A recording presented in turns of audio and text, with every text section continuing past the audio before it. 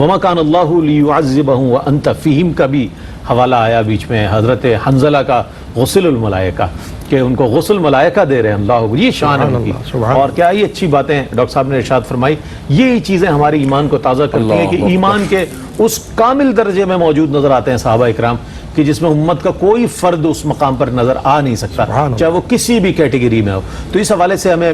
کتنی محبت کرنی چاہیے صحابہ اکرام رضوان اللہ تعالی علیہ مجمعین سے, کیسی تعظیم کرنی چاہیے, کس طرح ادب ان کا بجا لانا چاہیے, گفتگو میں کتنی احتیاط کرنی چاہیے, ان کے حوالے سے کوئی بات کرتے ہوئے کس قدر اس بات کو پیش نظر رکھا جائے کہ سرکار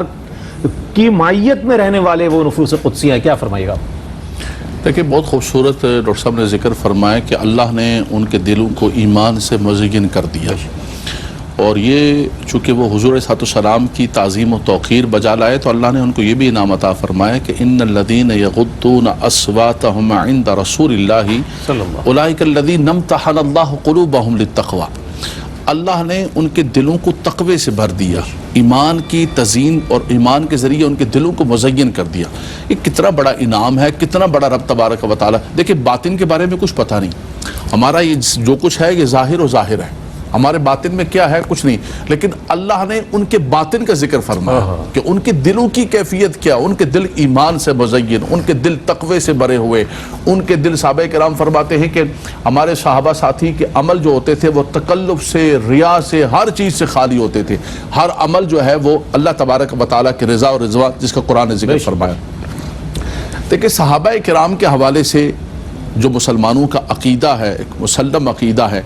کہ نبی کریم صلی اللہ تعالیٰ علیہ وسلم کا کوئی صحابی, کوئی غوث, قطب, ابدال, جتنے بزرگوں کے ہم آراس مناتے ہیں, ان سب سے بڑا درجہ مقام و مرتبہ صحابی رسول کا ہے. کسی بھی اللہ تبارک بتا, دیکھیں ہمارے ہاں اسلام کے اندر تو صفا مروہ پہاڑ ہیں,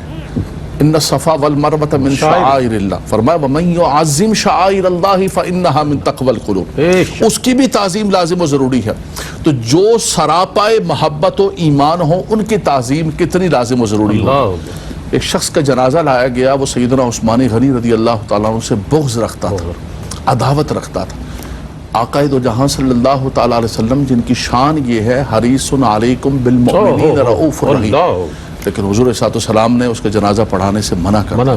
فرمایا جو میرے کسی صحابی پر سب و شتم کرتا ہے, میرے کسی صحابی سے بغض رکھتا ہے, عداوت رکھتا ہے, فرمایا وہ اس سے بغض نہیں رکھتا, وہ مجھ سے بغض رکھتا ہے. میرے صحابی سے بغض رکھنا, حضور نے فرمایا مجھ سے بغض رکھنا ہے. میرے حسین سے بغض رکھنا مجھ سے بغض رکھنا ہے. میری فاطمہ سے بغض رکھنا مجھ سے بغض رکھنا ہے. اس لیے بنیادی طور پہ رئیس بھائی ان تمام احباب سے ہم جو محبت کرتے ہیں, ان کی جو تعظیم کرتے ہیں, النبی اولا بالمؤمنین من انفسہم وازواجہ امہاتہم. دیکھیں حضور کے ازواج کو امہات المؤمنین کا ٹائٹل دیا. حضور کی آل ہوں, حضور کے اصحاب ہوں, امہات المؤمنین ہوں, یہ سارے کے سارے ان سے محبت ہے آقا دو جہاں صلی اللہ علیہ وسلم. اور حضور نے فرمایا بالکل, حضور نے فرمایا کہ جو ان سے بغض و عداوت رکھے گا, اور چونکہ صحابہ کی گفتگو کر رہے ہیں, فرمایا ان کا ایسا ہے کہ وہ مجھ سے بغض رکھتا ہے. تو صحابہ کرام کے حوالے سے دوسرا یہ ہے کہ صحابہ کرام کے مشاجرات باہمی طور پر,